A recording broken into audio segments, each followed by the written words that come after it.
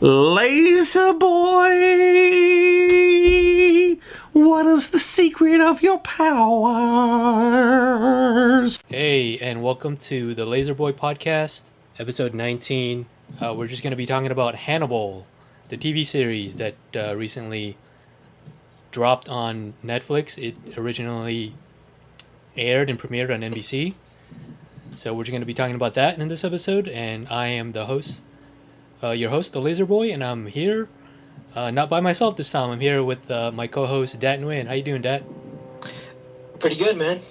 Good to hear from you. Good to see you. I'm really glad you're on board, and I'm really glad I got you to watch this series because when it came out and I watched it when it aired, like I had nobody to talk about it with, so it's finally nice to talk about it with someone, and I thank Netflix for that, to put it on a platform where it's widely available for audiences to see. So first of all, let me ask you. We have a lot to unpack since we're going to be covering all 3 seasons. 13 episodes each. We're not going to be talking about go through each episode, but we're going to go through each season and talk about our favorite episodes and favorite moments. And so obviously there's going to be spoilers for the entire series of Hannibal. So Hannibal was based on a couple novels, Red Dragon, Hannibal, and Hannibal Rising, and they could not get the rights to Silence of the Lambs because MGM owns the rights, and I'll get into a little bit more of that later. I have an article here I want to read from. But so they could not get the rights to Clarice Starling, so they only had rights to Will Graham, Jack Crawford, and obviously Hannibal Lecter and the remaining cast members that rounded out the supporting characters. So, before we start, let me ask you this.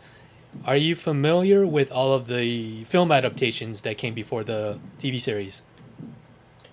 Well, there's just 2, right? So Silence of the Lambs and Hannibal. Am I correct? And Red Dragon, the Brett Ratner version, and the Manhunter from Michael Mann.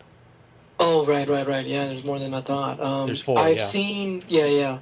It's been a while since I've seen Manhunter. I have seen that, but that's way back. Silence of the Lambs is a little bit more fresh in my head, and so is Red Dragon. With the like you said, the Ratner presentation. But I tried to actually. Who played Hannibal Lecter in the Red Dragon? Brett Ratner. Wasn't it also Anthony Hopkins? That's right. Yeah. Yeah. And Ray Fiennes played the Red Dragon. I forget, Francis Dollarhide. Yeah. Yeah, okay. Exactly. Yeah. Okay. And so that was fresh in my mind, somewhat fresh in my mind. But as I approached this series, I didn't read anything on it, so I didn't know where they were going to come from and what they were, trying to really cover or what their intent was. So, so I think that also I just wanted to come in with open eyes and not have any real preconceived notions or expectations. Right. So things were just unfolding for me as I went. This is the first time, I want to preface, this is the first time that I'm talking to you about it, right? Yeah. So I just finished the last 2 episodes yesterday. I think it took me about 2, maybe 3 weeks to cover all 3 seasons. Mm-hmm. So, I hadn't seen any episode before that, and your recommendation that it was on Netflix, definitely made it way more accessible to just go straight through. And but yeah, so back to your question though, so those only 2 are the ones that are kind of fresh in my mind. The other 2, can't recall at all really what they covered. Okay, so basically you know though that you knew that Hannibal is a serial killer and he eats people and stuff like that. So it wasn't any surprise when you found out that in the TV show that all that stuff unfolded, right? Yeah. I mean, there's okay. At times there felt like there was tongue-in-cheek humor moments when the audience, like it's jokes, like inside jokes for the audience. And, when he's it's always nice to have a friend over for dinner or something like that, right? Some of his little quips like that you normally do. Definitely. I enjoyed all those. That's part of the dark humor of the show. I mean it. Tonally, they did a really good job of keeping that kind of humor throughout, which I'm sure you're gonna expand a little bit more on. But Right. yeah, I did. So very little expectations and very little knowledge going into it, other than actually only knowing two characters. The Will Graham character, because Ed Norton portrayed him in Red Dragon, Hmm. and then obviously Hannibal portrayed, I guess, in three movies, right? Right. Yeah. Yeah. By Famously by Anthony. Sir Anthony Hopkins. Sure. Yeah. Sure. Um, but yeah. So I've been a big fan of Mads Mikkelsen. Yeah. I believe he's a Danish actor, best known for like Casino Royale and whatnot. And yeah, I knew this role was a big splash for him, but I didn't watch it, during its runtime like you did, so I wasn't quite sure what impact it had on the the fan base, the TV viewers, and also just and their careers, like Hugh Dancy and Mads Mikkelsen. So yeah, I kind of like to hear your thoughts on that, since you have a lot more context, Sure. as you watched Okay. it multiple times, and also you did a little bit more backstory on Yeah. research. Yeah. Yeah. Well, yeah. I mean, like I said, like I mentioned before, I followed this series since it aired on NBC in 2013 of April 4th, and it was a time where there was a lot of kind of film adaptations that TV adaptations that came from films, right? Like I remember at the time there was like Sleepy Hollow was a TV adaptation, gang related, and it just makes sense, right? Because cinema has been doing that for this past decade all the time. That sequels, anything that's come from pre-existing IP, they need to do that so people will be familiar with it and go see it, right? So it's just natural that that would translate into TV as well. So when I heard about Hannibal, and I was just like, this is just another. They're just scraping the bottom of the barrel. Like, I had really no expectations for it. I just wanted to check it out, and because I love the IP, I love the source material. And then when I watched it, I was just blown away. I was floored. Like, I remember you mentioned to me this as well, the sentiment of, oh, it's on NBC. They can't get away with anything. It's just going to be so toned down. And then when I watched it, like the first scene, it's just all that blood and Will Graham trying to recreate that crime scene. I was just, whoa, like this is different already. Like it already exceeded my expectations. But let me ask you this, and because I've noticed that the film has like a very surrealist, kind of almost like fairy tale kind of tone to it, and which is very comparatively different from the thriller kind of tone that comes from Manhunter and Silence of the Lambs and Red Dragon. So did that take you by surprise at all? Or I know it still has elements of that for sure in the show, but what did you think about that? Interesting. I thought with the TV format, they could be more experimental, right? And also because as I'm watching it, remember, so I'm watching these episodes back to back. So at times I can almost kind of feel that they're trying to define their tone, especially in the first season when they're not quite sure what they want to do, whether it's procedural or it's more like CSI, because they're doing a little bit of everything, right? But they're just trying to establish their identity still, and sometimes they don't even know if they're gonna go on to a season 2 or season 3. So I think they wanted to put a lot of stuff out there. Also, really, like you said, test the limits of the, the ratings board. Because I was all same with you. I was shocked on just how much disturbing content there was. Like, Yeah. this is, this would, yeah. I mean, this pushes like HBO, Showtime standards like to the Yeah. max. So like, the whole time I'm like, no way this aired on network television. Yeah, this isn't our father's network television anymore, right?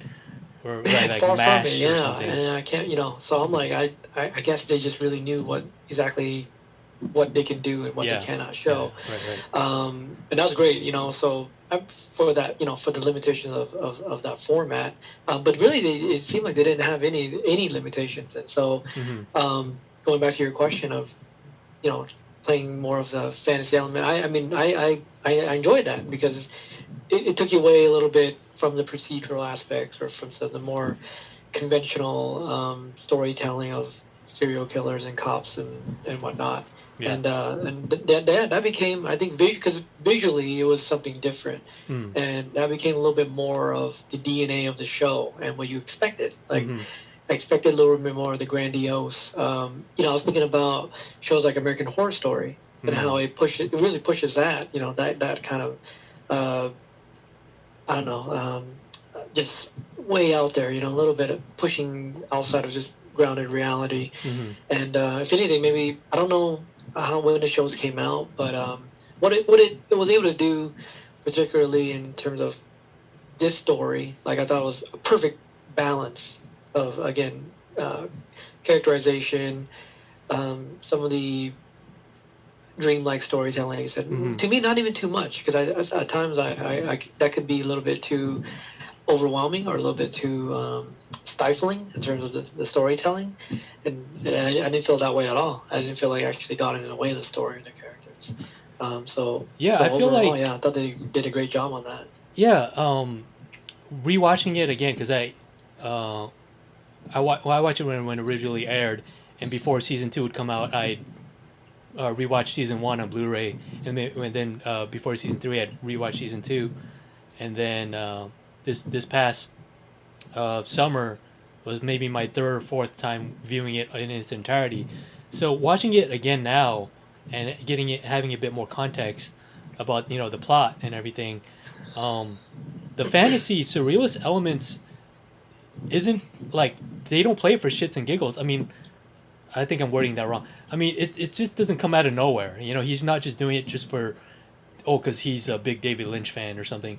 It actually works within the context of the character, because if you think about it, in season 1, when Will Graham, again, we'll get into this when we talk about the season, but when Will Graham suffers from encephalitis, like his whole world, his brain is on fire. So that's how they explained it in the show. So like, his visions get worse and worse, and he gets a lot more kind of these disturbing, nightmarish visions, and it gets better in season 2, but like it's still there. You know what I mean? So there's an explanation for it. It just doesn't come out of nowhere. You know what I mean? So I like that part about it. Yeah, definitely. I think that's kind of the genius of the show. Really trying to put you in the mind of different characters. Yeah. And it's hard to articulate that, like how someone would be feeling anxiety or how someone would be surveying a crime scene, like their own particular talents, their own particular anxieties. So that's what they're using it for, like a visual cue to better demonstrate what was going on in them internally, as far as like their mindset or their approach to something. So I actually thought that was great, because that's hard to do. You're using the format; it's a visual format, so you're trying to get deeper inside of the characters, and yeah, I don't think they were like abusing it or exploiting it in a way that seemed maybe, like you said, overindulgent. Just for stylistic purposes. I also thought it was actually intentional, very purposeful, in putting you a little bit more closer to what the characters are feeling and thinking. Yeah, his mindset, and as well as we're talking about the gore earlier, and it's very tastefully, artfully constructed. I mean, like all the tableaus and stuff are like something straight out of like a museum or something. You know what I mean? So let's just get right into the seasons, right? Sure.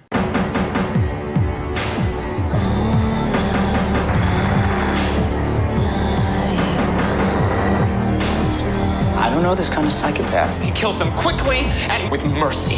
Doctor, we need you to help us catch a psychopath.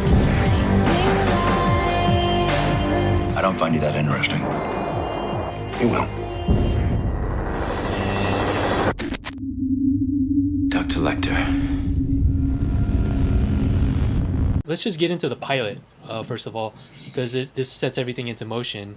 Did it hook you, the pilot? Did you like the pilot? Yeah. I mean, there's some shows where first episode was like groundbreaking, like Walking Dead or something like that. Just kind of blew me away. This one, it was a little bit more slow paced. I could feel that it was going to be more of substance. That it was just going to be wasn't just going to be all grabbing you. But it was intelligent. You felt like the writing was really good. You felt like you were in good hands with creators that kind of really understood not only how to write for the format, but also expanding on, like, that's what I thought about, expanding on the lore, right? The format, the source material. But so I was, I guess I won't say I was like blown away, but I was hooked enough to know, okay, there's a lot of meat here. This is gonna be, You were low key hooked and enticed. You said it. I mean, every character is just so beautifully drawn out, thought out. Everyone's like so intelligent. It's great that we see Will Graham first. He's our character, our protagonist, and then we find out that he's on the spectrum, right? When Jack Crawford comes and recruits him, he's like, he has some trepidation, right? Because he doesn't know if this is gonna make him more unbalanced than he already is. But he's the guy, he's the guy that can solve crimes and save lives. So, and then we get Special Agent Jack Crawford is played by our guy Lawrence Fishburne, who's great. Dr. Alana Bloom is the other psychiatrist who actually refers Jack Crawford to Dr. Hannibal Lecter. So that's our connection to Dr. Hannibal Lecter there. The noted psychiatrist, Dr. Hannibal Lecter. I'm reading from the Wikipedia page here. And then, we get all of our team, Beverly Katz and all the other forensic guys who are pretty funny, actually. I like them. They have a good counterpoint to all of the seriousness and, right. But yeah, this pilot is great for setting everything up, setting our main conflict, which is Garrett Jacob Hobbs, who is the Minnesota Shrike, I believe. Right? Is that what they call them? Mm-hmm. Yeah, so that's I don't know why they call him the Shrike. They explained that in the show, but something to do with he likes to gut them or some form or another, and then that's our first episode. Do we? You probably, it's been weeks since you've seen the pilot, but do we? Do Dr. Hannibal Lecter and Will Graham meet in the pilot episode?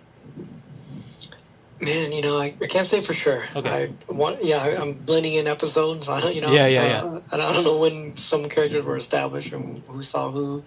But I remember it was a lot. I remember there was a lot to unpack in that first episode.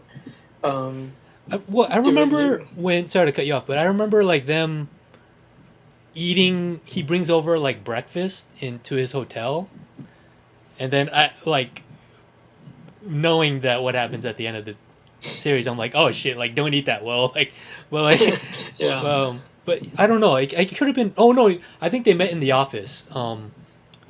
When he's giving like a lecture to the FBI students, and then Hannibal Lecter, Jack Crawford comes in and introduces Dr. Hannibal Lecter to Will Graham, and Dr. Lecter is like analyzing him, and he's like, you don't want to analyze me or something like that, right? To that effect. Fascinating. Okay, cool. So yeah, there, like we said earlier, the first season has a lot of procedural elements. Like one of them, like there's an episode where somebody uses dead bodies to grow mushrooms, right? I thought that was one of the least interesting Killer of the Week episodes.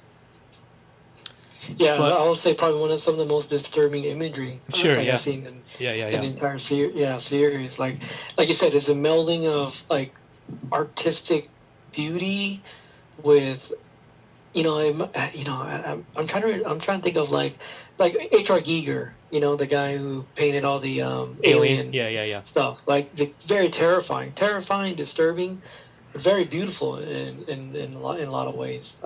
That's how I kind of felt the art direction was in this. The art direction was a lot. It made up for a lot of the tone of the show and the feel, the texture of the show, because all the killings were just like whatever gruesome killings, but they're all grotesque. Yeah, but yeah. you know, of the theatrical sort of format. but very aesthetic, right? It's aesthetically pleasing to the eye.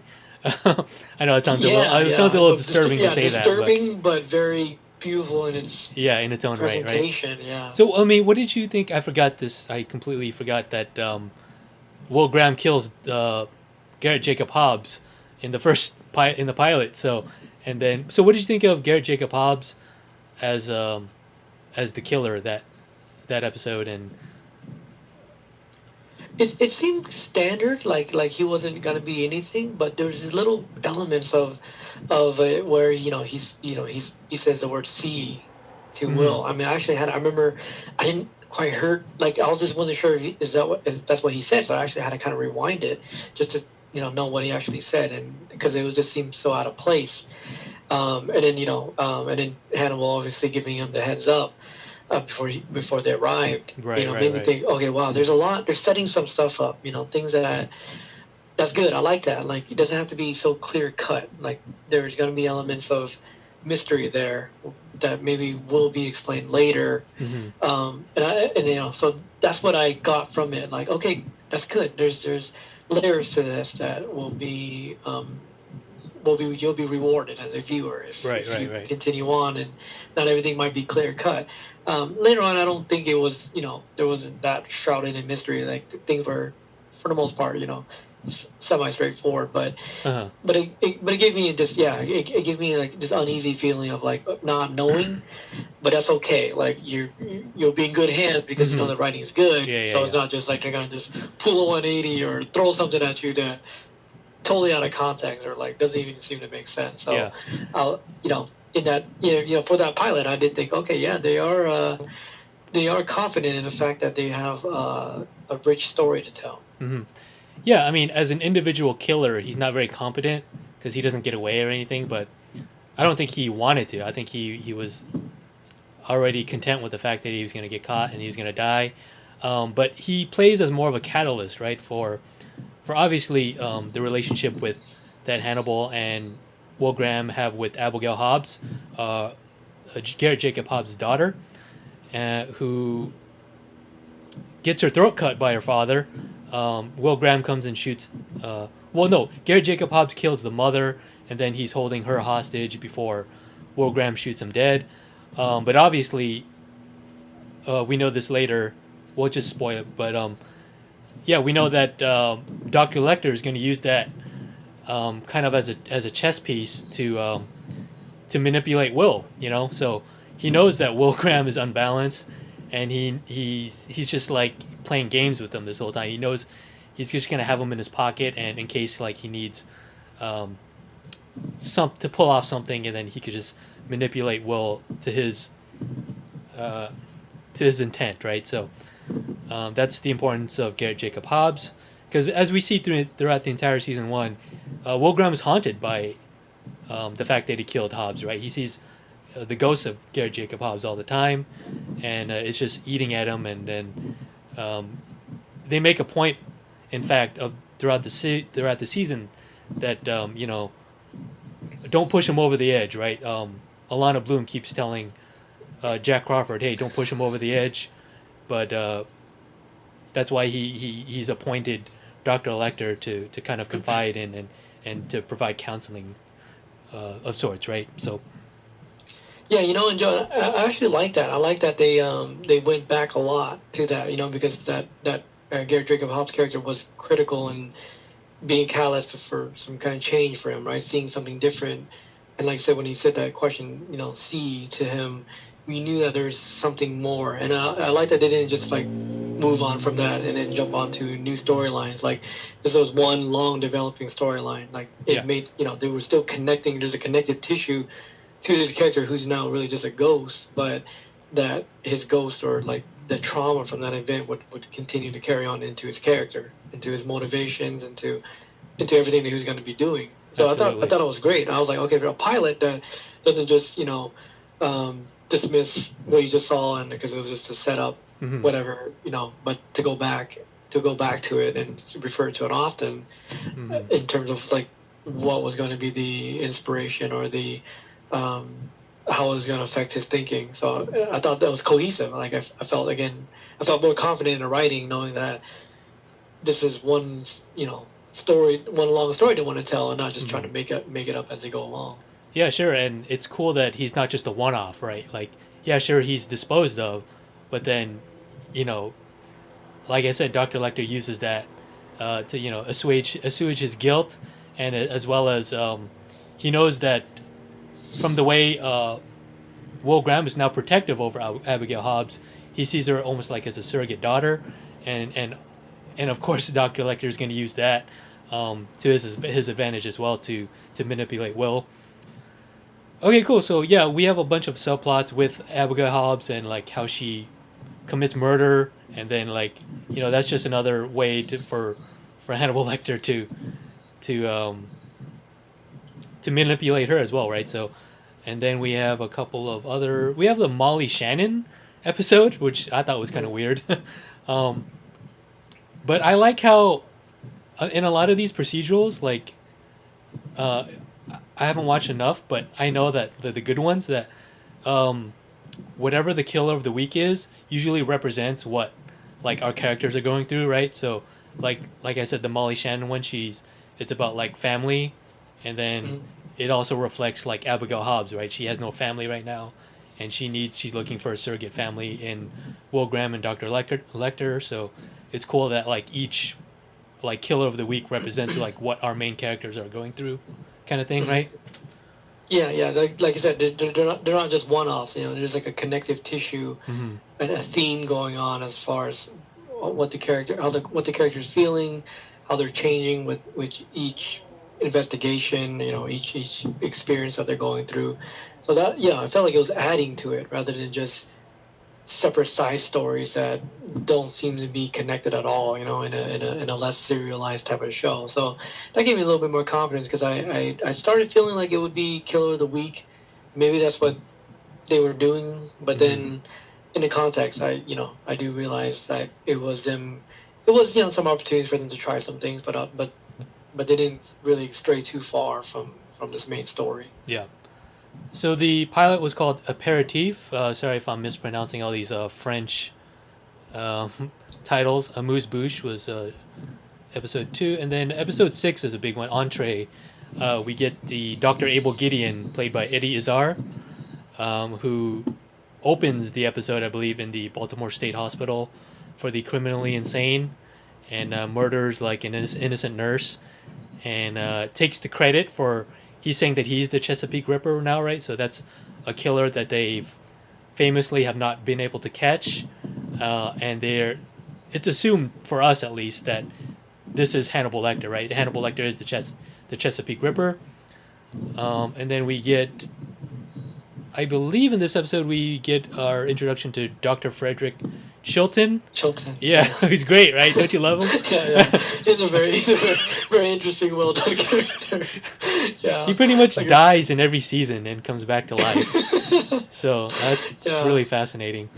And then Mary. He reminds me of kind of like the Jeremy Piven character from Entourage. Okay. Just a slimy guy, but likable.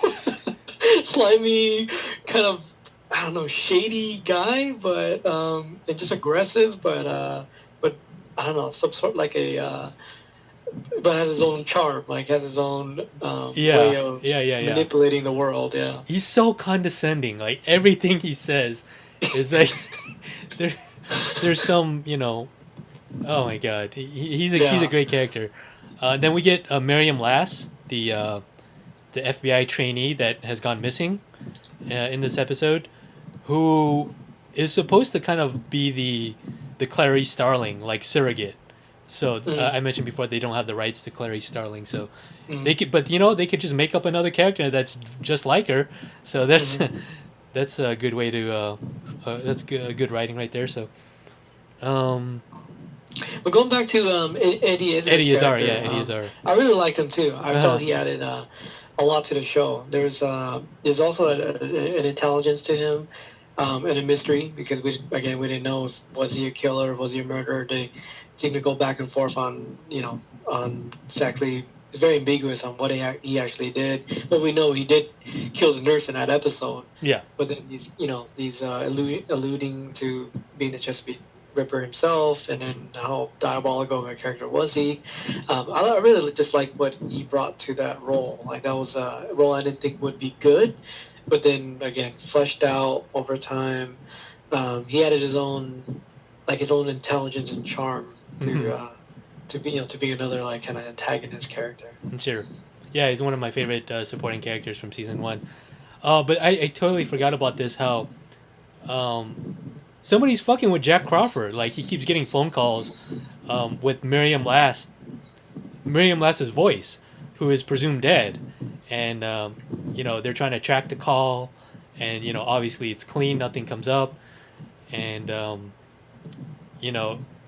basically someone's messing with him to kind of lead the FBI into a site, right? And into an off...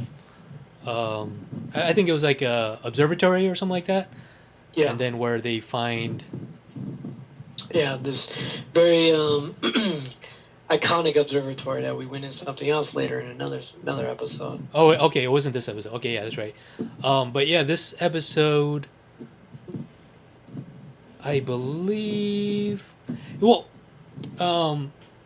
they do something great. We forgot to mention Freddie Lowndes' character, who is the author, and she's the owner of the website Tattle Crime, which is, she's like just like a sleazy kind of tabloid journalism, right?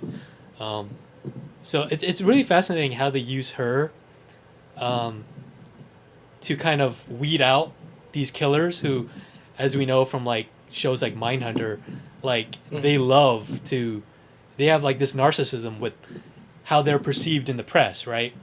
And then like FBI people who profile these killers know the way to catch them is, you have to appeal to their narcissism, right?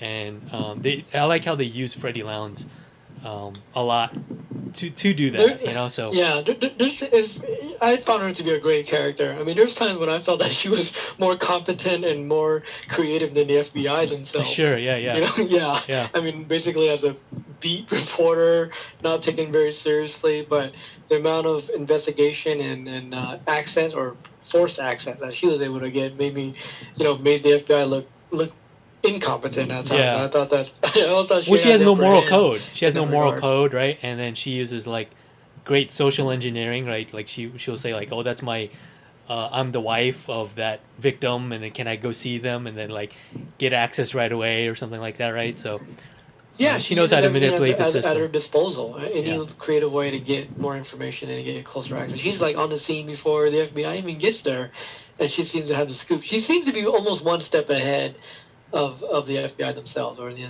investigators going on. Right, yeah, she's very confident. I found her to be a formidable player. Like, if everybody was playing a game of chess or, say Monopoly or something like that, a team, a competitive game, she'd always be, like, the strongest players on the board. Uh-huh. Okay, so then we have a couple of more. We have, like, the guy that had his head on fire that makes angels. And then we have... Sorbet, I forgot about this episode. An organ harvester, and I believe this is where like Hannibal saves somebody's life, and then this is kind of like their first time they witness like Hannibal, like as a former surgeon, So he's kind of, I don't want to say on the radar yet, but like he tipped his hat a little, So, and all this time like. He's hiding in plain sight, right? He's just friends with the FBI and this whole time, right? He's just hanging out with them. So here's one of my favorite episodes, Fromage. Lecter's patient Franklin, played by Dan Fogler, the chubby guy with the beard, who has his psychopath friend, right? Oh yeah. Yeah. And then he's like watching him from afar at like in an opera or something, right? Dan Fogler, of Fantastic Beasts. That's right. And Where to Find Him fame. Yeah. I thought that guy was terrific in that movie series. And I thought he did he kind of still played that similar character in this. I thought he had a little memorable moments. Yeah, he's just like fanboying all over Dr. Hannibal Lecter. He wants to be his friend, you know? He's like, why can't we be friends? And like he's like following him around, like followed him to the opera.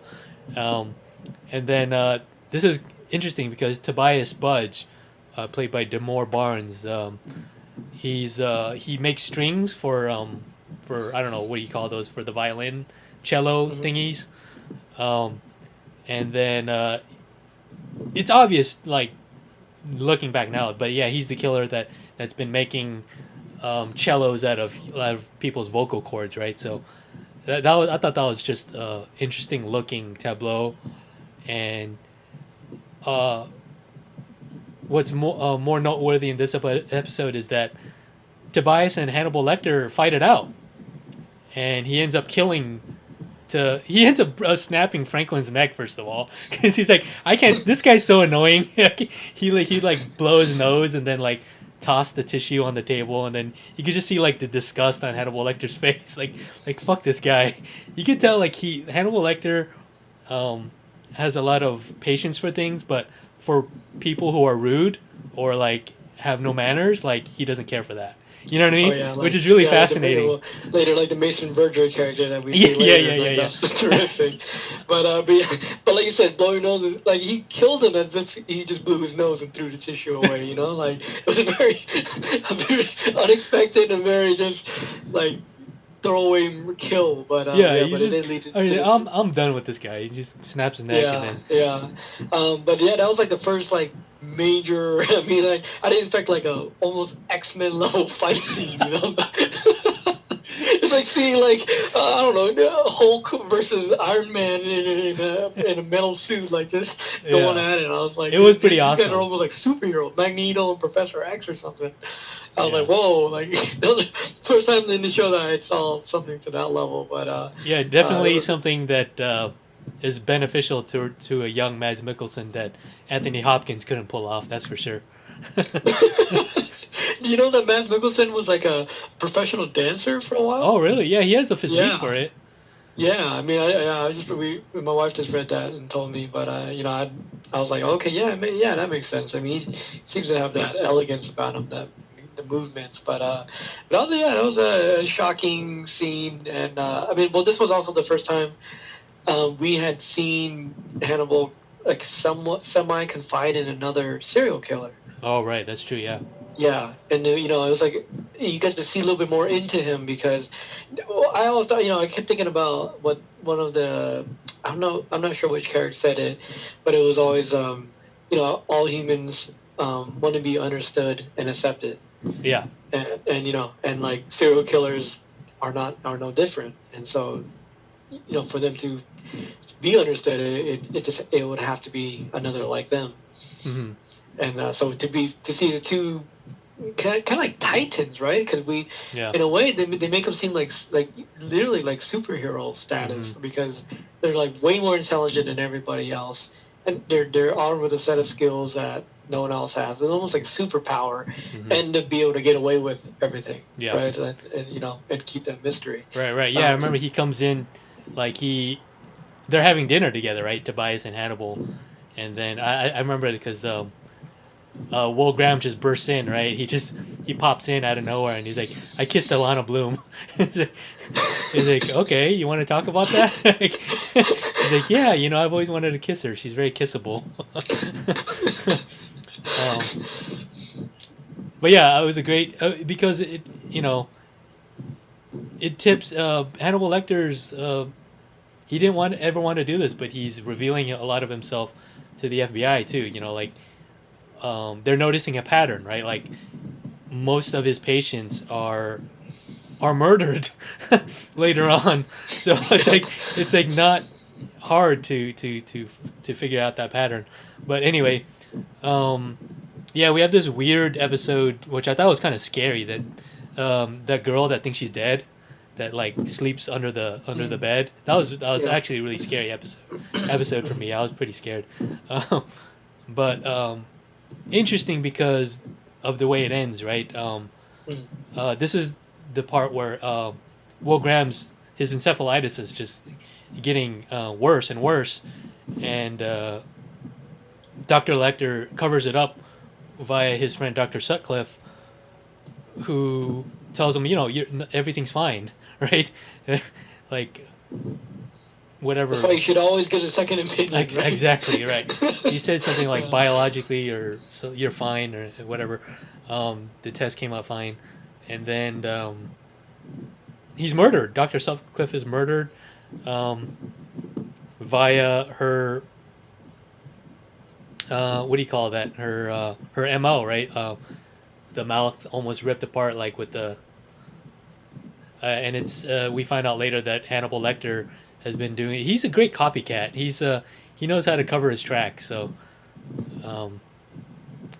but yeah, I think the last 3 episodes of season 1 are one of the best. It starts to get really serialized, right? Will Graham's encephalitis is worsening, and it all culminates with Dr. Abel Gideon escaping from the hospital as well, and they use Freddie Lowndes to set a trap for for Abel Gideon, and yeah, Will Graham is eventually hospitalized,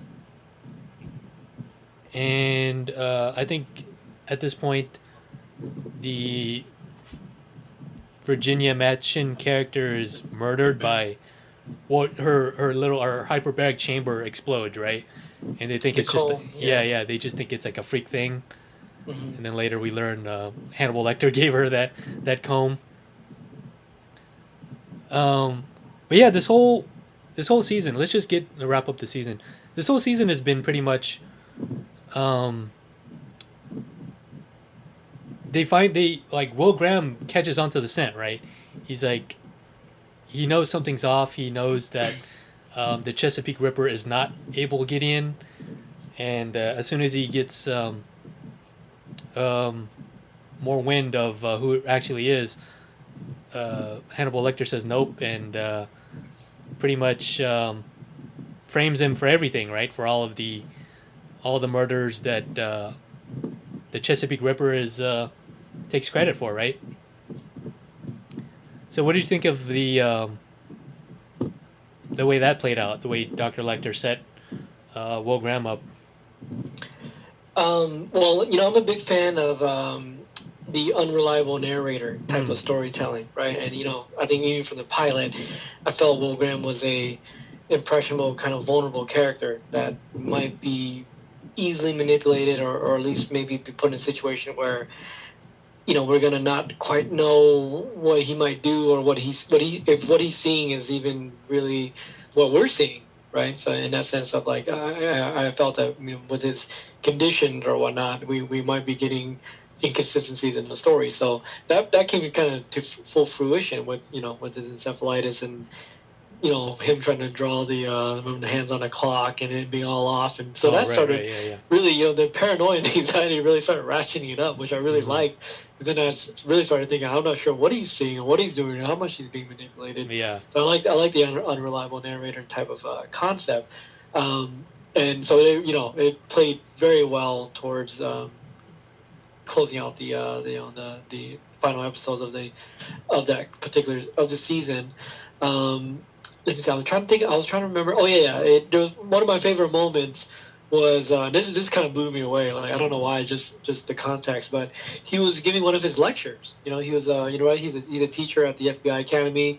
He was just speaking to his students, going over the evidence, and then Alana Bloom comes in. And she's like, "Oh, are you rehearsing?"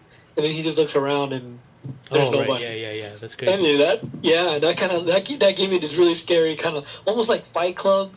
Tyler Durden kind of like what is reality now, because that scene wasn't played surreal, it was played just matter of fact. And then for him to for them just to pull it back, and then he tries to play it off as if he was like and then you as a viewer are just put in this really uncomfortable situation where we don't quite know then if that's going on in his head, what else is going on in his head.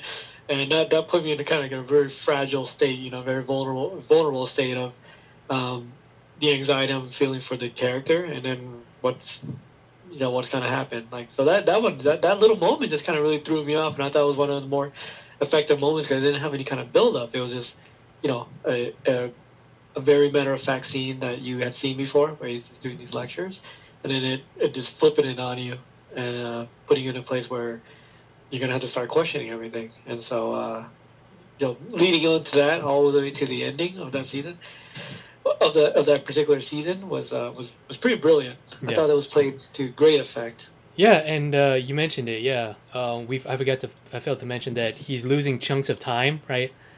He's just like flashing to wherever he'll end up, like in a forest, or he'll end up on a road, and then Winston, his dog, is like following him, right? And then he gets taken home by state police or sheriff or whoever, and they're asking him like if he knows who he is and stuff like that. So yeah, this has been happening to him gradually throughout the season, throughout the latter half of the season in particular. But what do you I don't know if they mentioned it in this season, but I do remember an episode where Dr. Lecter and Abigail Hobbs were just like hanging out together. They were cooking, I believe, and he gives her some kind of like psychotropic tea.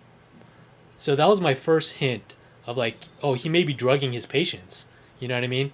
But I don't think they explicitly say how Will Graham has encephalitis, right?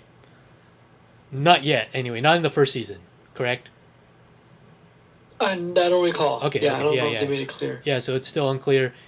As is the fate of Abigail Hobbs, who at the end of season 12, like, pretty much catches on that Hannibal Lecter is the Chesapeake Ripper, and they go, I believe, to the original house where Garrett Jacob Hobbs is killed, and like she has that realization, and it's chilling. Like when you see her face, like what can she do? She can't do anything. Like, and she asks him straight up, like, "Are you gonna kill me?" And I think he just tells her something along the lines of like, "I'm sorry I couldn't protect you," or something like that. And then we just cut to black. We don't know what happens, right? We presume that he kills her, but we don't know. Until at that moment I thought for sure. Like, he has no hesitation. The way he plans, the way he just has like the driven look in his face. But then in 13 it all comes to a head, right? Like all of the evidence is put to light. The gallons of blood at the Hobbs house, as well as the ear. He vomits an ear, right? Which is crazy. And all his little fishing rods have like DNA, DNA of all the victims. So he's been set up, and I thought that was kind of genius. I always love stories where like, oh shit, like he's got set up. Like the only thing, to a lesser extent, it happens in like Following, the first feature film of Christopher Nolan, where like the whole time he's been setting him up, So I always love like stories like that. But yeah, it was cool, like complete mindfuck to Will Graham, and he ends up in prison, and the final shot where he says like, where he comes to visit him, right? He's like, hello Will, and he's like, hello Dr. Lecter, was just such a great capper. He's like, oh, I want more. Oh yeah, no, that was terrific. Like to have him in the in the same facility, the asylum, and everything. Just I didn't see that coming. I mean, just the build up, and then you look back and you think, oh yeah, man, that's what they've been doing the whole time, and he's been being manipulated. It's like essentially it's like a very complex chess game where players are making little moves, and you're only giving so much information about what's going on, and then you realize a lot of moves are being are happening behind the cameras. Yeah. And then you get to see some broad strokes and some like major, I don't know, wins, major advantages being exploited.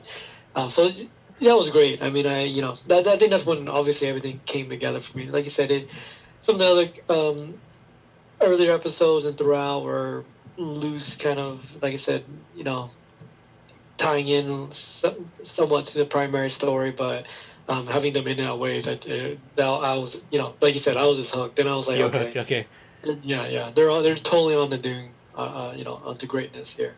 Okay, great, awesome. So it seems that you like the first season a lot. With a couple of episodes aside that were a little procedural, it was pretty solid. So, did you want to take a little break before we get into season 2, or? Yeah, sure.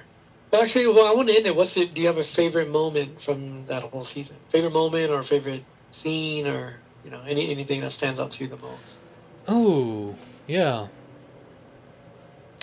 I really like just I mean, I mentioned this before, but I just really like the last 3 episodes where it's just like shit is hitting the fan. Like Will doesn't know we can't trust what he's seeing, and then especially that scene where he he ends up at the Dr. Lecter's house in the dining room where he's having dinner with Dr. Abel Gideon, and he starts having seizures, and Abel Gideon's like, no, well, Dr. Lecter's like, he's having a mild seizure, and Dr. Abel Gideon's like, you don't seem to mind, or something like that. No, that doesn't seem to bother you. Yeah, and he's like, that's right. and he's like, oh, I said it was mild, like, stuff like that. And then like the last couple 3 episodes of season 3, which was just like really riveting stuff, and so that's probably my favorite moments. By the end, it seemed to really nail the humor, the dark humor. Yeah. And the characters were really like, really comfortable. Really like we're dialing it in perfectly for that balance of just surprising humor that came in just really disturbing moments, or very difficult scenes to watch. But it serves as both levity and also just this style, just these interesting characters and things that they would normally be saying, because they all kind of live in this darkness, and that's their way of essentially communicating to each other.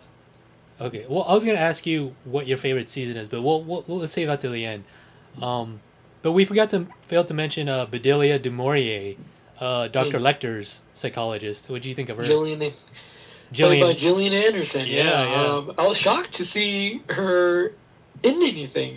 Like obviously, X-Files. I mean, she's just permanently connected to that popular show.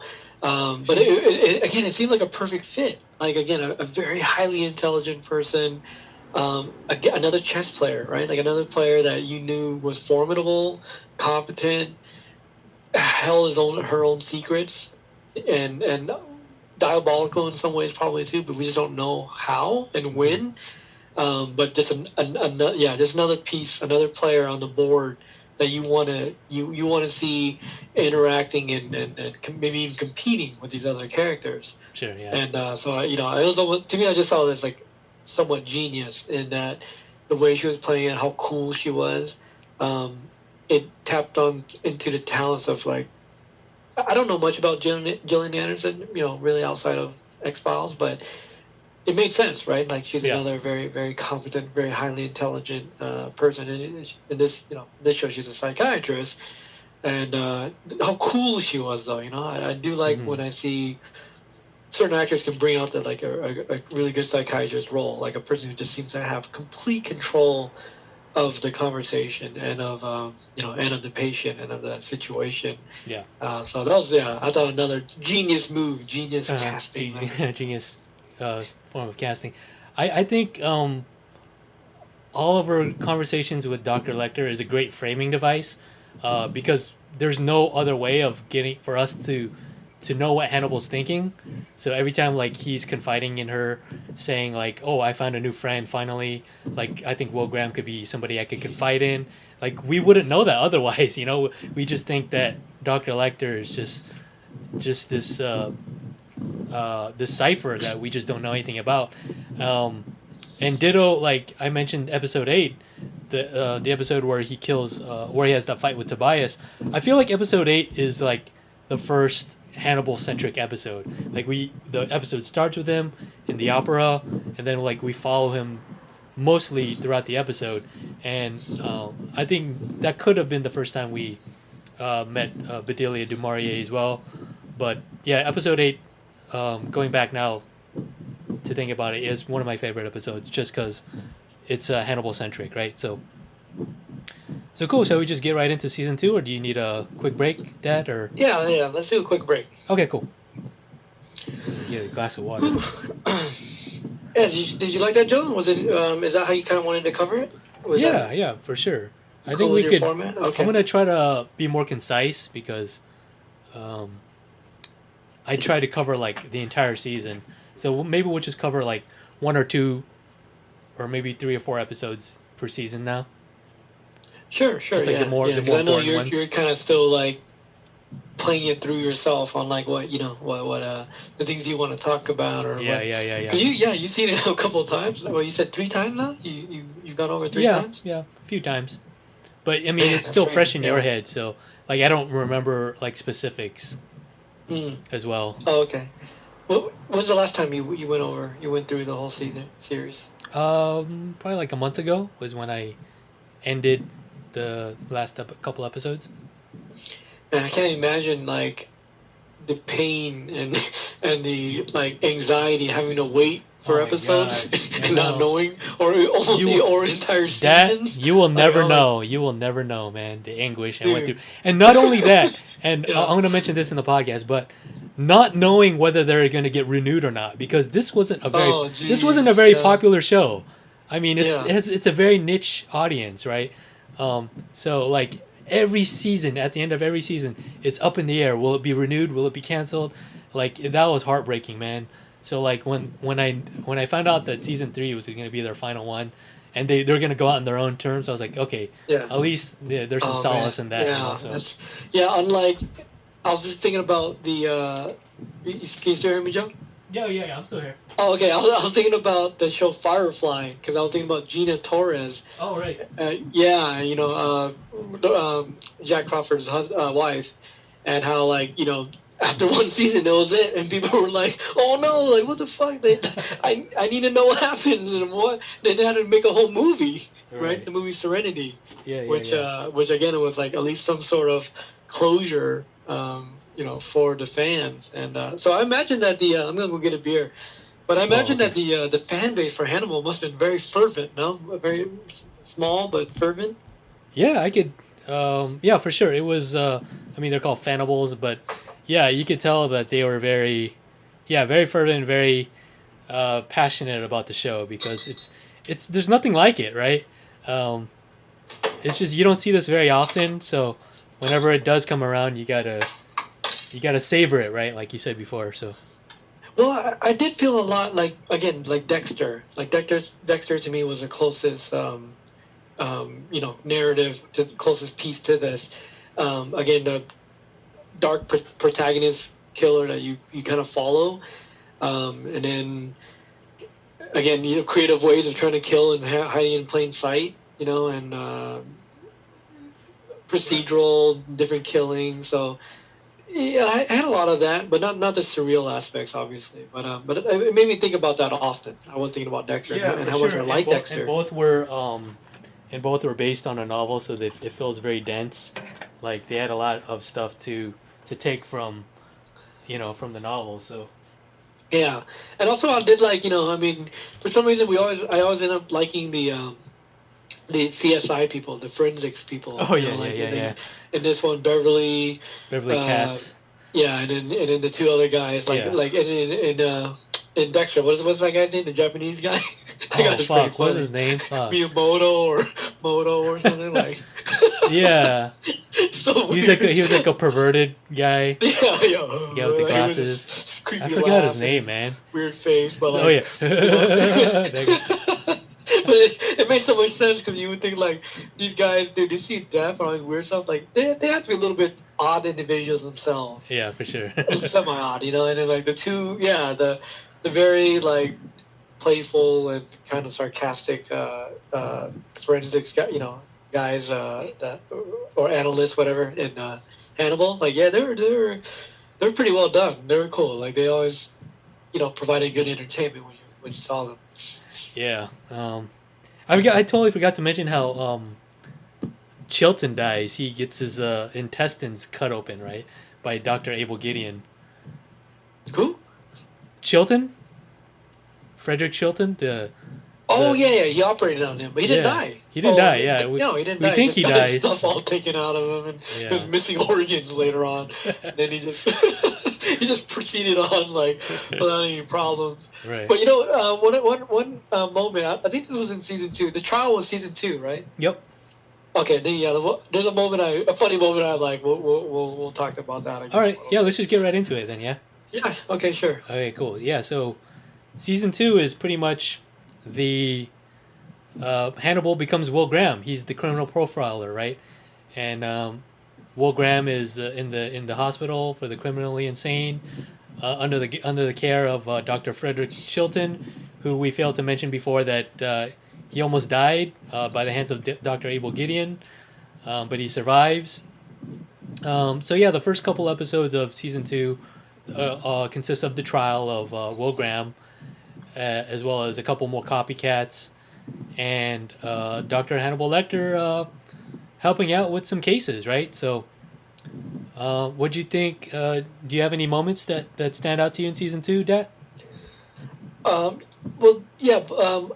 Ending season 1 and season 2, like I actually like we didn't really talk about how kind of heartbroken Jack Crawford was. Like, Oh, sure, yeah. to realize that, like, right under his nose, the killer they were trying to find was Will Graham, and that he was the guy that he really brought on, who apparently is not a real FBI investigator because he didn't pass exams and all that, and Yeah. and he kind of took him under his wing, right? Like Mhm. that's his kind of his understudy. But I like that. I like that element that he felt this, not only like his incompetence of being the leader and then not knowing and then having being that guy. So I thought it was a very interesting character moments. For Yeah, both and of it's them. Dynamic. it makes me think of like it really clouds his objectivity as well, because he's so kind of bruised, his ego is so bruised by the fact that he couldn't see it, and that it's his protege or what have you.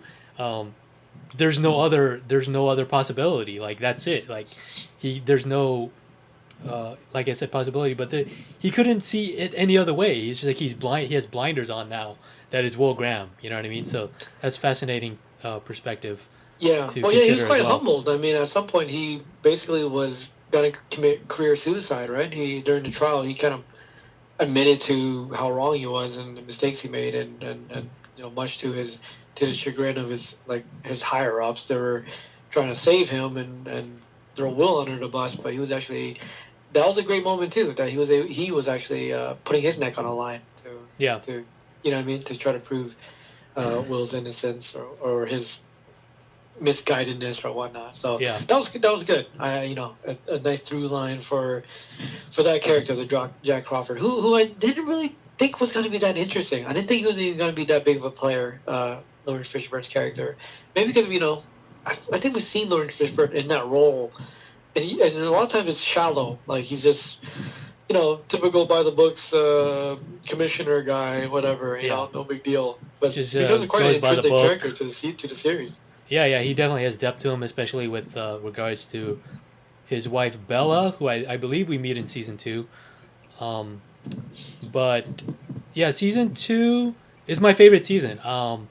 It's the most fully realized. It's when it's like their full potential is met, and they know they don't have to. A couple episodes they start out with are procedural, I will admit, but it's fine. But for the most part, like they know what they're doing now. They, you know what I mean. They don't have to like experiment with anything. They're very confident in what they need to accomplish, and all the actors like are there. They already know what to do, and season 2 is the most realized to me, especially the finale, which we'll get into when we get there. But Mizumono is like one of my all-time favorite episodes of television, period. And it's cool how season 2 starts out with a flash forward of the fight between Jack Crawford and Mads I Mikkelsen. thought that was a very bold move because Yeah. I was like, oh, wow, they're giving me, and I thought I was going to lead right into it, like in the second or third episode. Like, Oh, they're going okay. to show you what happens, and it's going to be, but I had no idea that would be Yeah, like man. the last episode, like, that they're Yeah. just giving you this major piece, like this major Uh-huh. hit, and being confident knowing that, like, we'll get there, and you'll see exactly how. But I almost thought it was a spoiler, you know, and almost later like shooting themselves in the foot, giving away such a critical scene. But I guess they know that. Again, such confident hands at that point. Exactly. Yeah, yeah, They're on full cylinder now in terms of like full powers, um, which was kind of exemplified in one of the earlier episodes when. But so like you said it was procedural, but I liked again that they tapped into the groove of okay, you know, the next killer. I think this is the one that like the killer was stitching bodies together. Yeah, for like the mosaic, like that looks like an eye, which I thought I thought was terrifying. Like especially when like that guy wakes up and he's like trying to rip his like the stitching out, and it was like, oh my god, that was so terrifying to me.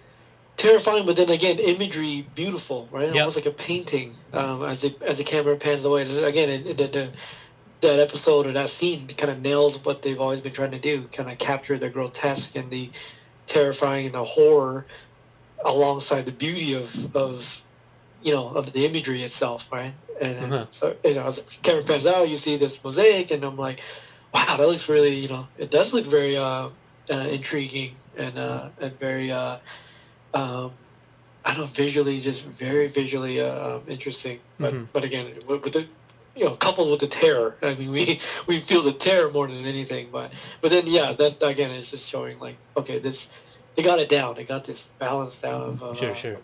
beauty and beast at the same time. And we forget to mention that Alana Bloom as well is still on Will's side. She still believes his innocence. When he wrote the clock down for her, she mentions that it could be encephalitis, but you know, obviously, Dr. Lecter is gonna do anything possible to try to rebuke that. But yeah, that first episode was horrifying to me. And then we get the trial in these first couple episodes. I forgot to mention as well that all the episode titles in season 2 are Japanese. Contrasted to all the French dishes, right? So the first episode of season 2 is kaiseki. So apologies for our Japanese listeners if I'm mispronouncing these. Let's see. What did you think of that, Joe? Like, you know, I didn't really kind of catch on until later, but what was the significance, or at least what did you think about that choice? Like, you know, I hadn't really seen any other show do that. Yeah. Does it give it more value to you, more theme? Does it add something that I'm not? Honestly, I'm sure aware of? there is kind of layer to it. There's probably, but the one that stands out to me most is that Hannibal Lecter has some history with Japanese culture. You know, so he, if you read Hannibal Rising, which I read a little bit of, he is friends with the Japanese like surrogate sibling, and is very like knowledgeable with that kind of, you know, Japanese nobility and culture and stuff like that. So you can tell in the way he presents himself. You know, he's very like very respectful. You know, obviously he's very cultured. But as far as, you know, the French dishes, I don't know. I just thought it was something cool to, you know, sound for all like the, you know, dining type of references. Oh, yeah, you know, I forget, and that's something we didn't really mention on how much the show really does try to highlight, almost like the food porn, Food Network exactly, type of demonstration of how delicious the food looks, and cutting it with precision and beautiful imagery of you know, the recipes and him putting together dishes. Yeah. Again, like, highlighting the sheer terror of that. Yeah. These are human organs and whatnot. It's and then he's serving it poetry in to motion other, when you see him like humans. you know adding the wine or whatever to the pot, to the frying pan, and just like it's very elegant the way they shoot all those cooking scenes, and very ironic that it's human meat in there, and then that he serves them to people like Jack Crawford, you know, so who's again, we forget to mention, but he's frequently over dining with Hannibal Lecter, you know, so fascinating. But I think you answered the question. Yeah, that he's a cultured guy. The French terms highlight the culinary aspect. Okay. Which, Oh yeah, which yeah, yeah. most of the world understands French for for being great at, right? Like, Oh, okay. French cooking, and so yeah, that made sense. It made sense in the first season that they would be using that, and then later the Japanese term. They did mention it. I think they actually said that what the first title of the first episode of season 2 meant. It was like a I think it meant like apology or something like that. You were just apologizing for the, maybe not for the mispronunciation, but there was meaning. They did say something about that word meant something in Japanese. Yeah. And then that connected to the actual title of the first one. So yeah, so you actually so then it does kind of tie together in the sense that Hannibal himself is like this. Yeah. Yeah, very very worldly, international man. For sure. He makes me like want to, elevate myself to that level of culture as well. Like, I don't want to be like a cannibal or to get to that, but it makes me like want to be like a psychologist or something refined, like a kind of refined occupational like that, So it definitely, elevates that to that kind of level where you want to be him. You want to be Dr. Hannibal Lecter, Yeah, which is fascinating. Yeah, and kudos, much credit to the wardrobe person. I know you. You appreciate suits for his Dad Draper. I mean, yeah. I always had a taste in a sense for like men's style and all that. Yeah. And to see some of these. I paid a lot of attention to the clothes that everyone was wearing because it was very deliberate. Alana Bloom dressed a certain way. Will Graham dressed a certain way. He was like more like outdoorsy and stuff like that. He would wear a lot of tweed blazers, and then you had Hannibal Lecter always in these very bold plaid suits, 3-piece all the time, new suits every time. The double Windsor tie knot. Like, I noticed all the little subtle details and the way they dress, and how much the clothes were like a second skin to them. And it told you a lot of how the characters were. Right. Okay, so we're not going to be going into too much detail of the season because we did that for far too long in season 1. But let's just before we skip ahead to like episode 8.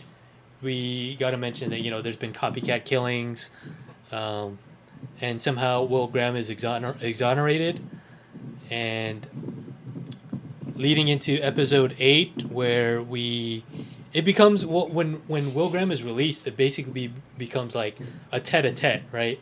Like between Will Graham and Hannibal Lecter, like he obviously. Hired somebody to kill Hannibal Lecter upon receiving the knowledge that Beverly Katz was murdered, and we don't know for sure. Well, the FBI doesn't know, but Will Graham knows that Hannibal Lecter killed her, right? Because he told her like not to investigate him, and then she went anyway, right? And then she gets like sliced in pieces, right? Which is a very fascinating tableau as well. But yeah, by the time episode 8 rolls around, Dr. Lecter is beginning therapy with... Here's our new like sub arc with a new set of characters, and we get to meet Margot Verger and the Verger estate, right? With Margot Verger played by Catherine Isabel. I don't know where I've seen her, but she looks familiar. She looks kind of like Amanda Seyfried, like a poor man's Amanda Seyfried. I forgot Jeremy Davies makes an appearance as well in that episode. Oh yeah. And it was great seeing him again, and that that he plays very well to that kind of like quiet, timid, little strange. But then the big surprise for me was Michael Pitt, who I really really enjoy seeing as an actor. Oh, as Mason Verger, Verger.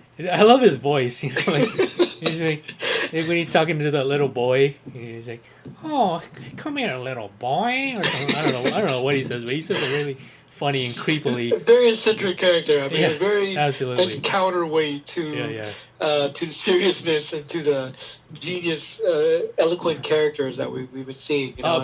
Before we get into the Verger subplot that ends the latter half of season 2, completely forgot to mention, Miriam's alive. Yeah, Yeah, Miriam Lass. Miriam Lass. We found her. Her arm is cut off, the same arm that was left at the observatory for the FBI to find, and she's stuck in a well somewhere. Very cool callback to Silence of the Lambs, right? With the if it doesn't get the hose again or whatever he says, right? If he doesn't put the lotion on, he gets the hose again, something like that, right? Was the line from Buffalo Bill, but Dr. Chilton gets killed again. He gets shot in the face. Oh yeah, I know. I thought he was a goner for sure. Right. Yeah, there. which is really fascinating because Hannibal Lecter did again. He framed somebody else for his murders, and Chilton takes the blame. But before that, we forgot to mention that Will Graham finds out how he has been manipulated, and that's been some form of phototherapy, right? Like strobe lights that Dr. Lecter has been using, and it also explains the source of how Will had encephalitis. So that was very fascinating to see that the origins of that, and that's also how he brainwashed Miriam Lass into shooting Dr. Chilton in the face, right? Yeah, the voice. Well, Yeah, she yeah, yeah. heard Lecter's voice and didn't recognize it, and as soon as she heard Chilton's voice, she freaked out, grabbed the gun, shot through the observation. Oh right, The one-sided mirror. Yeah. And that was shocking. But did you not think when they found Miriam Lass in the well, did you suspect that like this was, part of again some elaborate plan? Where, Oh, most definitely. Just to know how quickly like you saw her. And how like okay, there's another setup that's gonna happen. Like nobody's gonna outsmart Dr. Lecter but Dr. Lecter. So yeah. But I want to backtrack a little bit, couple episodes back, and one of the highlights of the season for me was actually the death of Beverly. Oh, okay. And because like early in the season, I guess she didn't like Hannibal or just didn't trust him, but she went back to Will in prison or in his asylum to seek help. Yeah.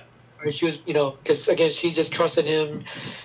She didn't know if he was a murderer or not. She just was like, okay, well, you're still the most competent person who I know I could trust when it comes to looking at evidence and kind of unlocking your superpower. So I like that. I like that. This is one of the only few people that had, I guess, some sort of trust or some sort of sympathy for him.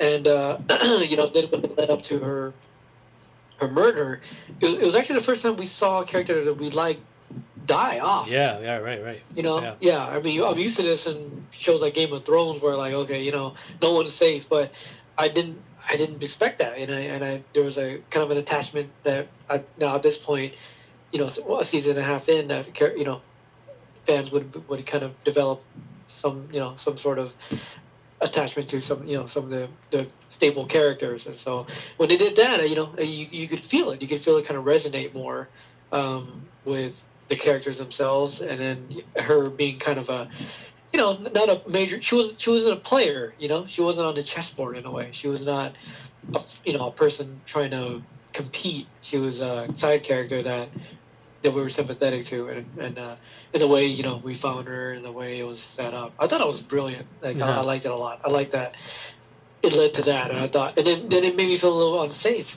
that right. Not every character is gonna just live out like no problem, and so seeing Chilton get shot in the face later, or even seeing Miriam Lass again, I was kind of like, okay, yeah, all bets are off right now, You don't know who's gonna die, you don't know. They can just kill off this person. But at this point as well, we can. It's safe to assume that they're not dead until we see them dead, right? As well, like we don't know if Abigail Hobbs really died or not, as well.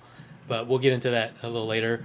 As I mentioned, when Will Graham is released, it gets into this like chess game, another chess game of, Hannibal is still trying to kill him.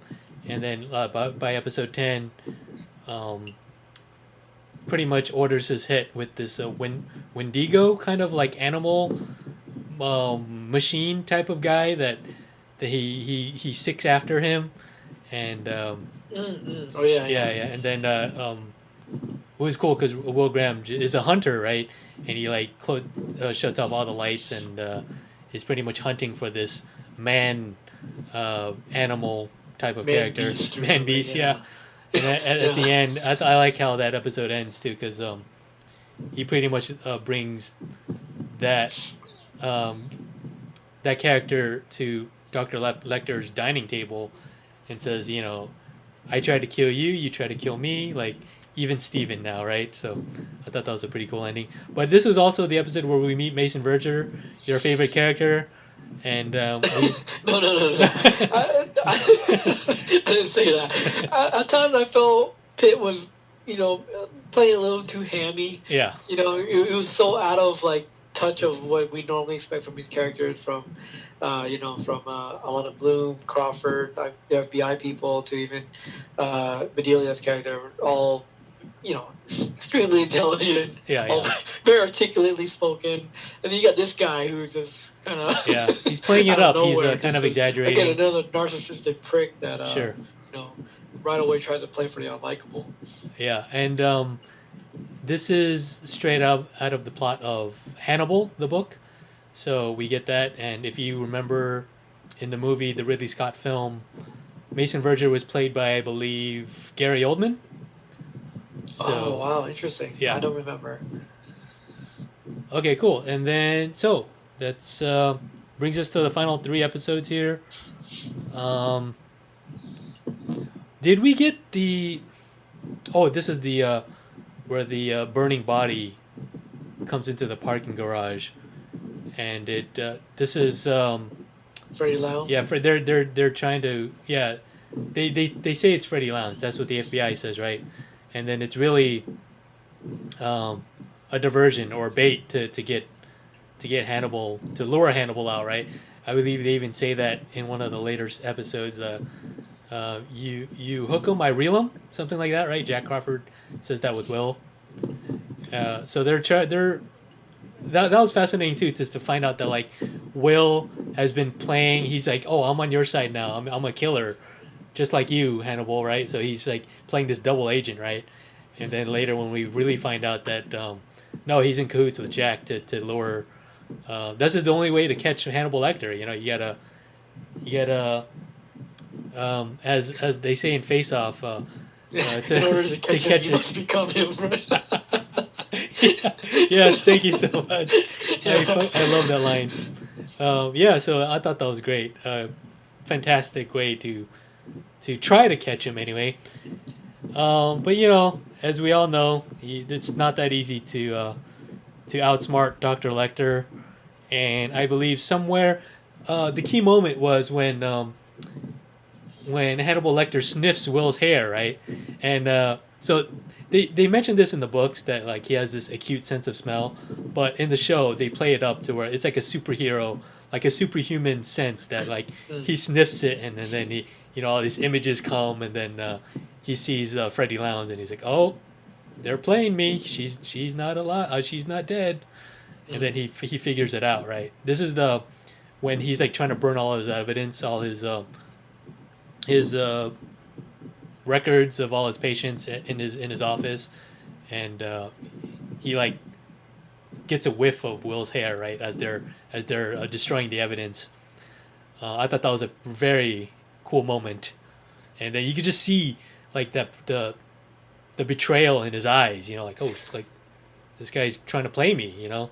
Really well played by Mads Mikkelsen, who is just an incredible actor. Like, how did they nab him? They struck gold in casting him, right? Anyway, do you have anything to add about that, or? Let me see. As far as those episodes you're talking about, oh yeah, and then we hit the head with what's the Margot Verger? Yeah, Margot Verger is trying to have a male heir so she can, control the estate of the Vergers, right? So we know that Mason just will not let her have anything. He's just this megalomaniac, control freak that will just do everything in his power for her not to acquire anything. And Dr. Lecter has been telling her, in order to escape him, you must kill him. That's his answer to everything, right? Yeah. Just kill him. Yeah. Just kill him. He wants everyone to kill. Yeah. Just because he wants to know, like, just the fact that he played a hand in it, and also just gonna know how they'll react afterward. Right. Yeah. Will says just that. He says, why did he want to do that? I think Jack Crawford asked him, and he's like, because he was curious to see what they would do, right? yeah. So fascinating. Yeah, just because he was curious. It's almost like just someone who's, enjoyed all the pleasantries of life and just now wants to, like, only gets off on seeing something so insane and so out there that can barely be replicated. Yeah, right. And in an earlier episode, we see Mason Verger. His entire fortune is made off of a pig farm, and he has this weird thing where he feeds people to the pigs, which I thought was kind of weird. I think it was from the books as well, but so it sets up. I think the penultimate episode of season 2, where Will brings him to Mason Verger. He conspires with Mason Verger to kill Hannibal Lecter, but at the last second he saves Hannibal Lecter's life, and they capture Mason Verger, right?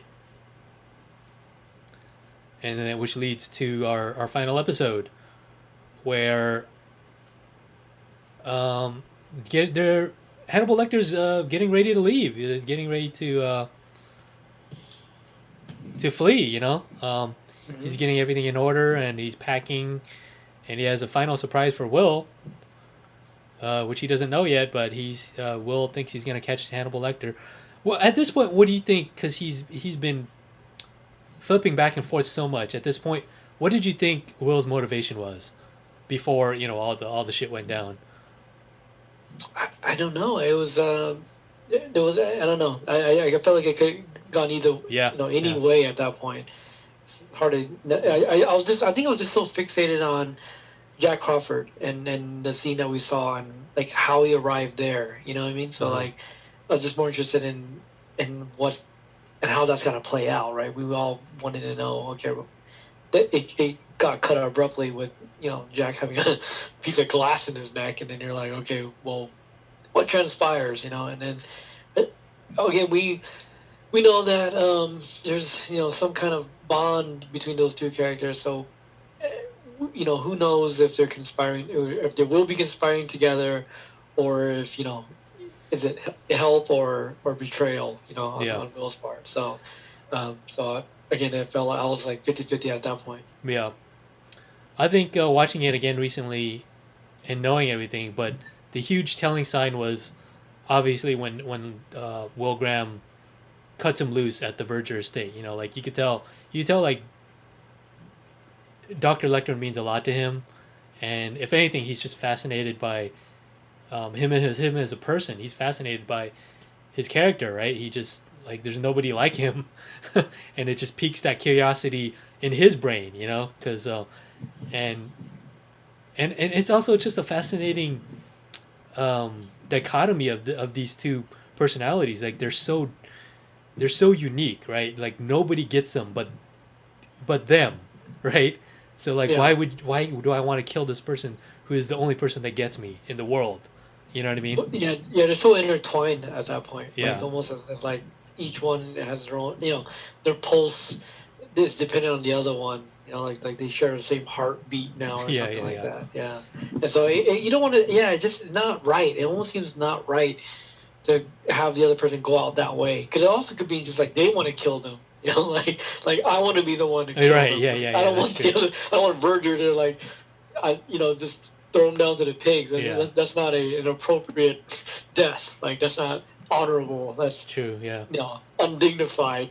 So it could have just been that. Like I want the honor, or it has to be in my narrative, not this way. Yeah, it has to be intimate. It has to be personal, right? Like they built up that rapport enough for that to happen. But you know, it all doesn't go according to plan. Jack Crawford, I think Alana at this point knows that Lecter's the Chesapeake Ripper, and warns Will Graham not to go. Warns Jack Crawford, I believe. Well, Crawford comes anyway. He couldn't get the. This is the part that I forgot, but he couldn't get the legal permission to apprehend him, right? Because they're saying that the way he went about things was illegal, right? He didn't follow the proper legal channels, so he's just gonna go after him himself, like it's personal now, kind of thing, right? Yeah. Okay. Yeah, and he was supposed to wait for Will too. Oh, right. Yeah. They were supposed to come in together. Yeah. So they all come. Well, Jack and Hannibal have it out first. He's just like, he has a vendetta, right? He's like, you've been playing me this whole time. You made me believe Will Graham was the Chesapeake Ripper, and then you made me believe Dr. Chilton was the Chesapeake Ripper. So like, this is the last time. Like, you're not gonna fuck with me anymore. And then they have like that awesome Matrix type of Morpheus fight. That was even better than Okay. the Matrix fight, because this one's hard hitting, man. Oh my god, yeah. Blood on her face. Because like any moment, one of them's gonna be dead. Like, you know, is that hard hitting? Yeah, it was a pretty even fight up until the moment where, well, yeah, you think Jack Crawford has him in a chokehold, and you know, he probably was playing dead, playing possum, and then he's like, you don't see where his hands, but then he just stabs Jack Crawford in the neck with a piece of glass, and then that's it. Like, he had to run away, he had to scrounge and go into the meat locker or whatever that is, right? And then he's just in there trying to make a phone call. I believe like Bella calls him at that moment, and he can't take that piece of shard of glass out because you know he'll bleed out. So he's just trying to stay alive at this point. And while this is happening, Hannibal Lecter's knocking on the door, like pounding on it. Oh yeah. And then this is where Alana comes in and points the gun at him, and he's like, "Where's Jack Crawford?" He's like, "In the pantry." Right? He just says it so matter of factly, like, I'm trying to get to him. What are you trying? He's in the pantry. Of course he is. Where else would he be?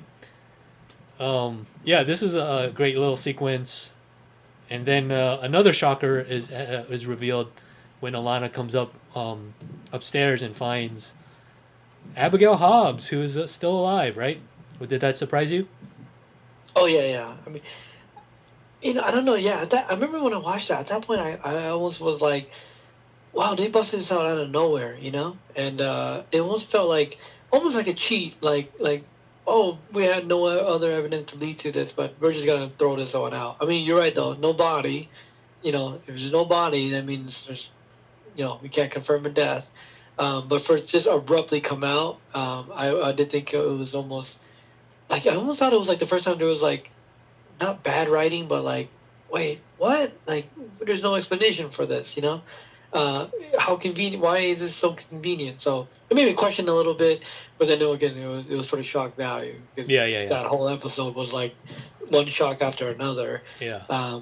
Followed by, you know, the abrupt push of, you know, Dr. Bloom out the window. Yeah. To me, then I thought, okay, it looked beautiful wow, too, the way it was like a slow mo. Yeah, the slow mo. This crazy slow mo. Like the shock of the seeing her, then the shock of the push.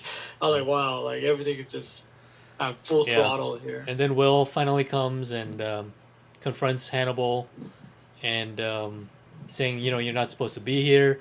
He wanted them to leave, but then Hannibal was like, we're waiting for you, and he wanted to surprise Will with the presence of Abigail Hobbs. But he gets another surprise instead and gets stabbed in the stomach, in the gut. And right in front of his eyes, Hannibal sacrifices Abigail Hobbs right in front of his eyes. So it was and too then, prone. Reminiscent of the you know, the first episode. Yeah. Yeah. With him trying to cover her neck and, you know, her bleeding at the neck, just bloodbath, just blood pouring all over the kitchen. Same thing. It was in the kitchen again. I think that where they both were. Right. So that was brilliant. Yeah, the wrath of Hannibal Lecter is finally seen by Will Graham, and then I love his final words to him is, "Now that you know me, see me," and he just says it so chillingly and um, greatly delivered by Mads Mikkelsen. Again, we keep praising him, but yeah, it ends with everyone seemingly dead, which is a very dark ending, very dark season finale. If you were me, it was to me. I thought it was a series finale because I did. It was up in the air whether it was gonna get picked up again or not.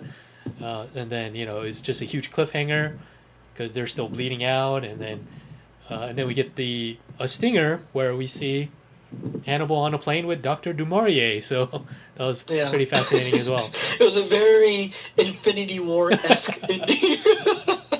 Yeah, just complete dread. Yeah. Just oh my god, our hero's lost. Dead, bloodbath, and Thanos. Thanos lives Thanos like villain just get away. Just Thanos will return. Yeah, that's how I felt. Like oh my god, that would have just sucked the air out of every viewer. But before I ask you what you thought of the season, yeah, we forgot to mention how Mason meets his end. Well, doesn't meet his end, but. He pretty much his face is he's on some kind of psychotropic drug that Hannibal gives him, and he makes him cut off pieces of his face to feed Will Graham's dogs. At one point he's like, "I'm hungry." he's like, "Eat your nose." And he's like, "Oh yeah." He's like, "I'm full of myself." But yeah, it reminds me of if you remember the Ray Liotta character in the film version of Hannibal, he's eating pieces of his brain, and they're like they're like it's on a it's like sizzling on a grill. Yeah. So that harkens back to that moment. But yeah, I thought that was a pretty gruesome scene right there. One of the most definitely one of the most disturbing imagery because he was like in the shadows of the night sitting in his chair in Will's house feeding a piece of his face to dogs. It was he did it so like gingerly, like not at all feeling, but it also made me think like okay, what access does Hannibal have to these psychotropic drugs that can literally make you lose your mind and do just all sorts of insane things. I assume, I guess the combination of the strobe like hypnosis type effect that he used on Will, combined with just the most insane drugs that only I guess a doctor can have his access to. And the fact that Dr. Lecter is a pretty persuasive, compelling guy. So. But usually I guess inappropriate punishment, for that character, because of the attempted murder of Hannibal by his hands, and so he would want to go all out and hurting him back. I was just like, wow, that was a hard watch, And again, at this point, almost 2 seasons in. Again, I just when I thought like they couldn't push the ratings board any worse, like that wow, like even more disturbing, like imagery that you wish you could unsee. Sure, yeah. Because it's so disturbing. Yeah. But again, just adds to the lore and the I guess the iconic imagery of the show. Absolutely. Did you want to get into your thoughts of season 2, or do you want to just get into season 3? Wrap up season 2. I mean, it kind of combined all the best elements of the show, like you said, starting from, having Will in the, institution, and then I guess in a way kind of clawing his way out. I like that, I like he's at the bottom now, reset, and then he has to, by his own means and intelligence and whatnot, and and luck, like get himself out of the situation and come back to where he was again, and be able to see that. That was a great part of the arc for his character, I thought. And then just again, you're strengthening and expanding on these other main characters. Jack Crawford with his wife, introducing new characters, but still doing a lot. Again for the main characters. So you're right. It really hit his groove in terms of getting away from just a serialized type of killer of the week kind of situation, and to really being full-fledged, like just one chapter of a movie, you know, of a epic type of movie, and where all the elements kind of flow together. Yeah. So same question. What was your my favorite moment? Like I said, was Death of Beverly, and then the showcase of that. But yeah, did you have a favorite episode or moment in the season? Well, other than obviously Mizumono, the final episode of the season, which I raved before we got into the season. Yeah. Gotta say, probably. It's hard to say, but looking back overall, like before I go back to my favorite scene, I forgot like so much stuff happens in this season.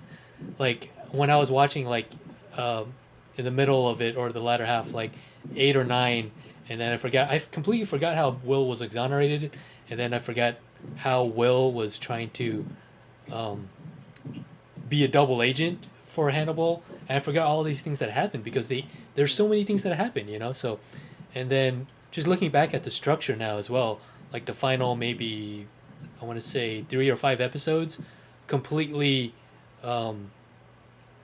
At the time when I saw it, it felt a little detached because you know we're going into the Vergers now, and I mean all the stuff that's happening with our main characters are still there, but it felt a little disruptive.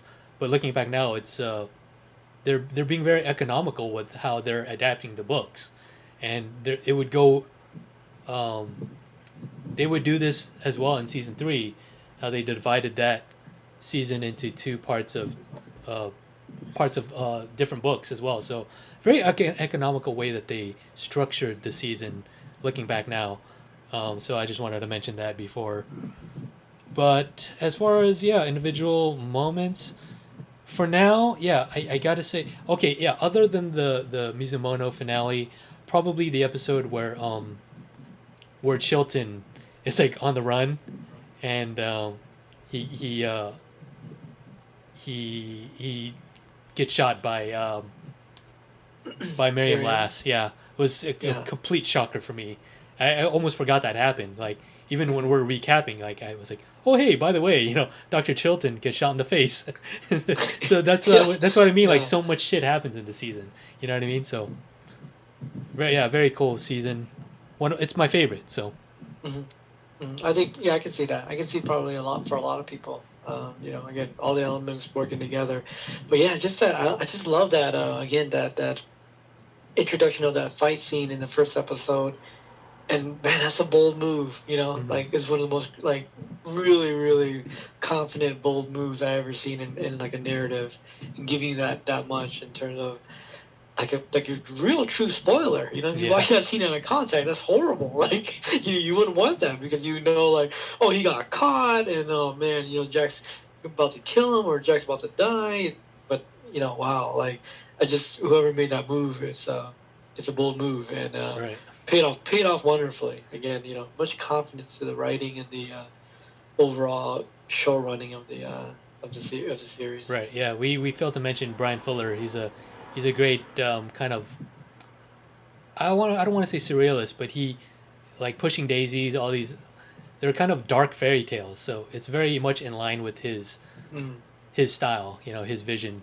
So. But yeah, I was gonna ask you what you think, but I'll ask you. I'll save that till the end of the show. Do you want to take a break before we get into season 3? Yeah. Okay. Yeah, I'm gonna use the restroom real quick. We'll get through it really quick. Do you have to go? Like, it's already 11:30. I forgot. I didn't realize we're going on so long. Actually, yeah, Joe. I was thinking that maybe we could for tomorrow or another day. Maybe we could save season 3, which we can expand on, and then also just like final thoughts and. Okay. Yeah. So we don't have to rush it. Yeah. And also just like it gives me time to kind of marinate and think about other aspects that I want to. No, that's a great idea. About the show, you know what I mean? All right. So let me ask you this before we close out this episode. What was your favorite season so far, and why? Favorite season? Oh, yeah. Well, this season. Yeah. Because of the combination of everything they've been able to put together, like the momentum's in full swing. How greatly they've been able to define the tone and the pacing. Like even you mentioned it's interesting. You mentioned bringing the Verger character and how it kind of felt disruptive. But at this point, I kind of felt like this is what they're good at. They're good at bringing in interesting characters played by interesting actors. You know, like just like how they brought in Bedelia, which I felt like was kind of out of the blue. But no, it's deliberate in the sense that like I didn't know about this the source, but like you said, they're adapting these books and they're trying to be economical. I have no knowledge of that. Yeah. I'm only going off of what they're trying to do with these characters. Yeah. But these characters seem so like well fleshed out, like, as if they already have a backstory that they expect you to know. You know, like as if like they're cluing you into something that you know, a world, a universe, a whole backdrop that you're always, you know, they're nodding to these characters, and so they're written so confidently, so fully. But I don't know them; they're new to me. But they bring in these like great actors, like again, you know, unorthodox even, like Gillian Anderson, excellent. Michael Pitt. I mean, I just won't even think about them. Like these are, you know, Jeremy Davies even. Like these are great character actors that have their own special voice and talent, but hardly utilized because they're so kind of like unorthodox. Because they're so unorthodox, they're kind of out of the box, and it's hard to put them into conventional roles. Even Mads Mikkelsen himself, you know, like that's why he's not like this mainstream actor really. I think he has like his own unique talent. So they're really like at this point, they're really honing in on bringing the casting of certain voices to play these characters, like as if they're such great fans of the source material that they already pictured somebody. You know, they want this guy. Oh, who would be perfect for this guy? As like almost like a fanboy. Like I'd like want to go. I would go after this guy because he's so diabolical. He's kind of hammy. He would be a perfect fit. And then like they seem to get him. Like they seem to get maybe their first choice. You hit the nail on the head, and you're totally right about how dense it feels. Like they are just like playing it up like as their fanboys. Like they respect the source material so much that they want to do it justice, and you get that sense of respect out of Brian Fuller and the showrunner. He's the showrunner and of all the writers. And you're talking about casting. You said it most, so I didn't talk about it as much. But you're right, casting through and through, just fantastic. And you're talking about how like they're just imagining their perfect cast. I'm skipping ahead a little, but yeah, freaking, what's his name for Francis Dollarhide? What's his name again? The guy from The Hobbit, Richard Armitage.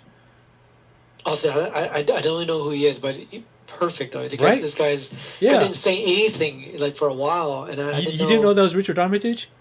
No. Okay, yeah, and then well, they wanted Lee Pace as Buffalo Bill if they ever had the rights to Silence of the Lambs. But it looks like that's not going to happen anymore because MGM has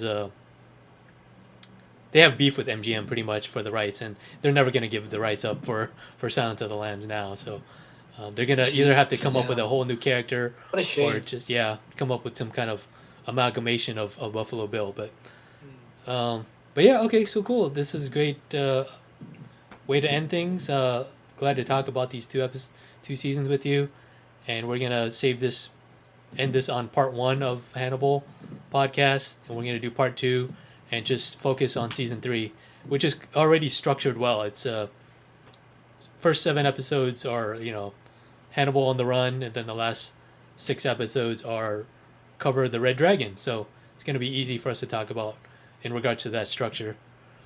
So any final thoughts on these 2 seasons? Yeah.